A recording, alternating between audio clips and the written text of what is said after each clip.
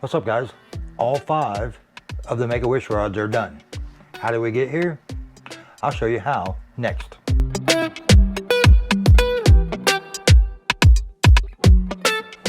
Before I get into the last step of finishing these rods, I want to take a minute and let's talk about what we actually have here. Now, these are NFC blanks, and if you don't know who NFC is, you probably know who Gary Loomis is. He is the designer of all these blanks. This rod is the equivalent, if not better, than a G. Loomis GLX spinning rod from Bass Pro Shops at $495 a piece. This blank is actually newer, lighter, more sensitive than the blank used in the GLX, and is a little more expensive, but you have essentially a $500 rod here. Now, the reason I got started in building rods to begin with is, 15 years ago, I had 2 kids in school and a house payment and car payments and not a lot of money. 2006, 7, and 8 were not a lot of fun in the construction industry, so I wanted higher quality gear. Couldn't afford to pay retail. Taught myself how to build rods. We're going to go through this rod step by step here, so you will know exactly what this rod would cost you to build yourself. Now, the first thing we're going to talk about is the blank. Now, this is an NFC. I made myself some notes here just so I get everything right with you guys. So this blank is the NFC SJ703. It's a 6406 is the serial number on the blank. It is a 7-foot medium light extra fast. Now, don't let the medium light fool you. When you take a medium light power blank that has an extra fast action, what you get is a rod that loads up and really has great hook penetration for light wire hooks, circle hooks, and treble hooks. Just because it has the medium light designation and power doesn't mean you don't have the power. It's just the way this power is distributed. Instead of a medium heavy or heavy where you set the hook and you immediately feel the jar trying to set a Superline 5-aught Gamakatsu hook, that's the size of your thumb basically. With these light wire and circle and treble hooks, you don't need that kind of power. In fact, you don't want that kind of power. You want the power to load in slowly, but still put a lot of power into the hook tip. It just does it over microseconds instead of instantly. What you have here is a fish catching machine. Gary designed this rod for trout, walleye, and drum. This makes an excellent inshore rod. I use this blank a lot in freshwater for my light plastic setup. You can drop shot with it, which I don't do a lot of. You can do a lot of different things with this light rod. I got some videos on the fishing channel where I'm catching 4 and 5 pounders on this blank. Great blank. So this blank's the NFC SJ703. Now, normal retail on this blank's $250. Right now, NFC's got them priced at $125. I bought them a little cheaper than that. During COVID, I bought a bunch of them. You can see them standing over there by the toolbox. There's about 70 blanks. They're not all the X-rays, the X-ray blank, which is this one, but I got a good deal on them, so I bought a bunch. So the blank is $125. The real seat is the CRB Comfort Palm Swell, $7. The wind grips, this is the Comfort Wind Slim. Rear grip is $9. The Swell butt grip was $8. The Keegan XLA hook keeper, which is my favorite hook keeper, it was $3. The guides, this is the American Tackle Microwave Air Slim guide. It does not have an insert. It's all one piece, stainless. They're extremely durable. They were $20 for the whole set. And then the tip top is the Microwave Air Slim tip, which is about $3. All told, what you're looking at here with maybe $20 worth of shop supplies, or you got glue and epoxy and threads and that kind of stuff, you're looking at a $500 equivalent rod that costs you in parts under $200. Right, I think I figured it at $194, and then you figure tax, so right around $200. and you've got a $500 GLX from Bass Pro. Okay, so next, let's look at what it weighs. This is the crazy part. I've got my super accurate shop scale here. I've got it set for ounces. Let's see if I can balance it on this thing. Okay, balanced. Not touching anything. Let's come down a little more. Balanced on a scale, you're looking at 3.64 ounces. 3.64 ounces. Super light in the hand. Now you can take just an inexpensive, I think this is about $60. It's a Cast King 3000 size reel. Let's see what it weighs. So you're looking at 9.3 ounces for a inexpensive Cast King reel. 3.6. It's 12. It's for under 13 ounces. You've got perfectly balanced rod with a reel, high-end quality fishing experience for under $270. That's why I started building. Now let's get into finishing these rods. One thing you want to check right off the bat is after your first coat of epoxy, you're going to want to take a good close look at all of your wraps. Now this one has got a little tag on it right here. I don't know if you can see it. What causes that is I did not get a clean flush cut on my thread when I was tucking in under and finishing off the wrap. So how do you fix that? Well, now that epoxy's had a day of cure time on it, all you need to do, take a flat razor blade. I'm gonna lock it down just so I can hold it. You got a little bit of a bump right there. We're gonna take this flat razor blade and we're just gonna shave that tip off. Get just a little bit more of it. You don't want to go too deep. All you gotta do is get the tag end out and just a little bit of that epoxy. Okay, that's pretty good. Now, when I put my second coat of epoxy, it'll finish up nice and smooth over top of that. Just a hair, a little bump now, but you won't see it after the second coat of epoxy.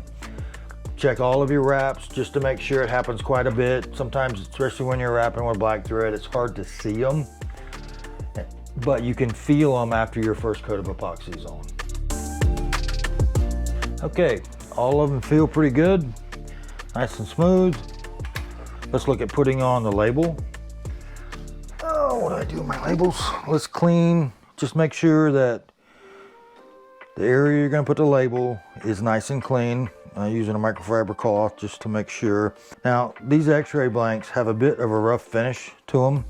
The areas that you wanna put labels, the labels will stick fine, but you will see the rough texture underneath it in the label. To get rid of that, I put the first coat of epoxy in the handle section here where I'm going to put this label, and it's will be nice and smooth and you won't see it. You can see through the epoxy, but it won't show up in the label. It'll look pretty cool. Let's get started on that. Oh, I hit my labels over here. Now, I printed these labels a few days ago, laid them out, put some weight on them.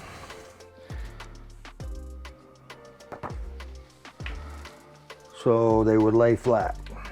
All right, so they're going in here. Gonna have to trim that down just a little bit.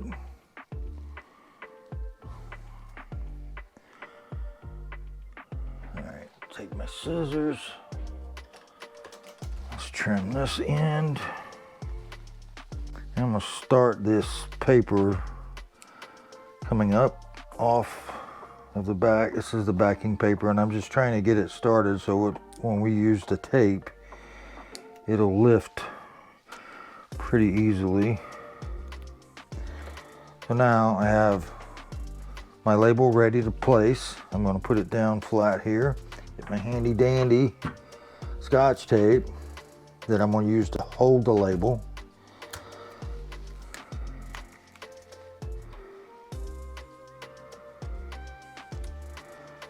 Okay, got that on there. I've got my label, my holding Scotch tape Take another short piece of Scotch tape and I'm gonna stick to the backing. And I'm gonna peel it off. Just like that. Now I'm able to hold the label without touching the sticky part of the label. And we're gonna place it. Now this is going on top of the rod. That's where the palm swell is. We're gonna stick it right in here centered.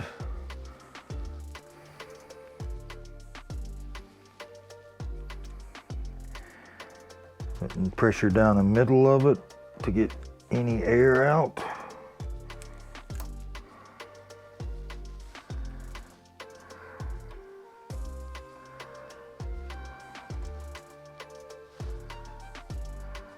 Okay, I'm going to take my microfiber cloth and I'm going to really push down on this tape to make sure I've got any air bubbles out from between the label itself and the blank. And then we're going to pull our holding Scotch tape off slowly. It's leaving the label perfectly on the blank. Oh, that happens. That's why you got to pull very slowly with the Scotch tape.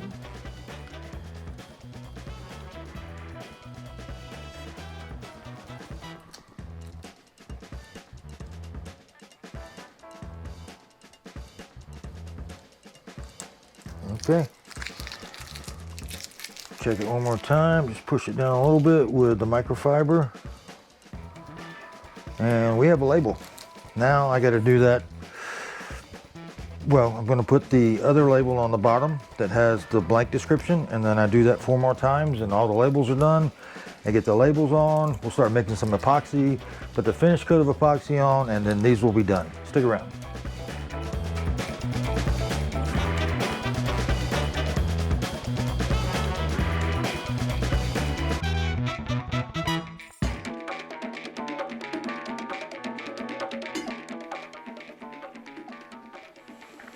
Well, I made a mistake. I did not measure my label and plan its location properly. And I'm showing you this because you're likely to make the same mistake at some point or something similar to it. My intention was to put the identifying label that has all the blank information on it on the back side of the blank that you don't see all the time underneath. And so what I'm going to have to do, I'm going to cost myself another step. I'm going to extend, I'm going to put clear epoxy base coat out to here, and then I'll have to let this dry and come back and put that label on and put another coat over that. It's not a big deal. These rods aren't due to the client till the end of next week. We'll get the second coat of epoxy on everything else, put them in I got all my dryers out, we'll get all 5 of them turning. Tomorrow I'll stick the other label on, put a coat of epoxy on just over that label area, and we'll be done. Like I said, not a huge deal, just something that I didn't plan properly. And you're probably gonna make the same mistake at some point, but here's how you fix it. It just costs you a little bit of time, so stick around.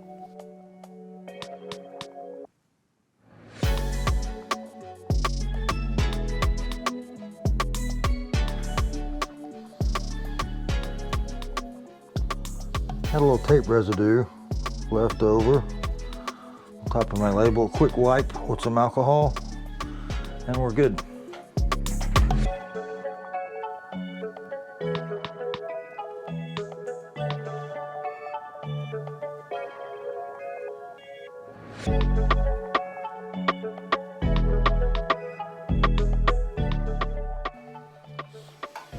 All right, time to fix my mess up. I've marked out on my wrapper here where I need to go with the epoxy. I'm gonna put some in on that first.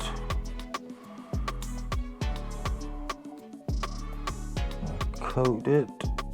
Get a good base coat for the label to go on. Let these ribs in this X-ray blank disappear.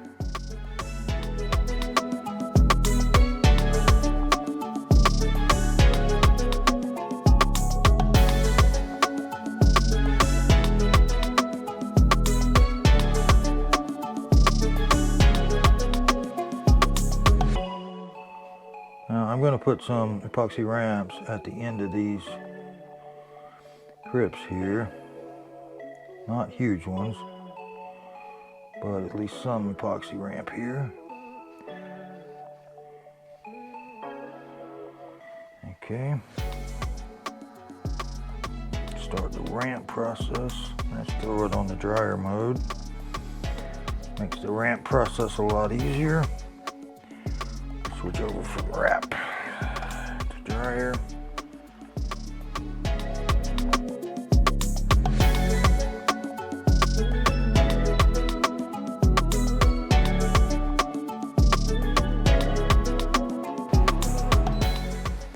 All right, got sticky off my fingers. We don't want to transfer any of that epoxy residue to your next blank, so you got to keep your hands clean. I just wiped them down with a little bit of alcohol. I'm going to put a little heat on this label real quick.